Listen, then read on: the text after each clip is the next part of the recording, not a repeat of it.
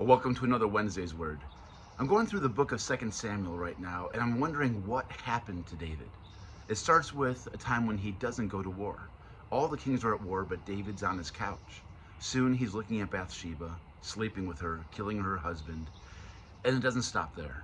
He has two sons and a daughter. One son does something terrible to the daughter, and the other son slowly seethes in anger because David doesn't say a word, even though he knows all this is happening. Then the other son is killing the other son, fleeing in exile. David begrudgingly brings him back, but doesn't talk to him. What has happened to David? This was a man who was a man after God's own heart. This was a man who faced giants, who brought the ark in, who danced with all of his might.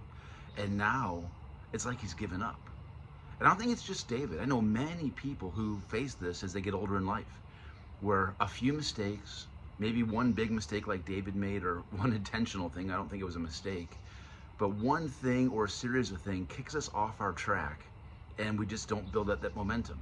I know what it's like to try to come back to physical fitness after a few injuries, and it's hard. The body isn't as willing as it used to be, but also the mind doesn't want to push.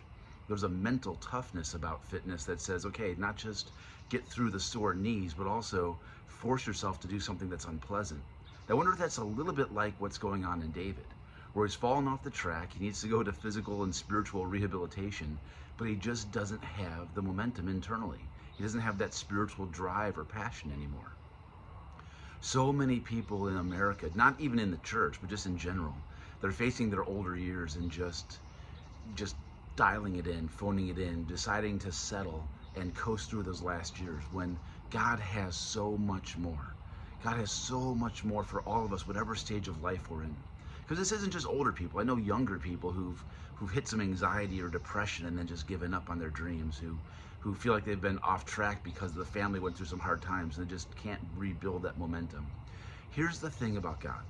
God is a God of second chances.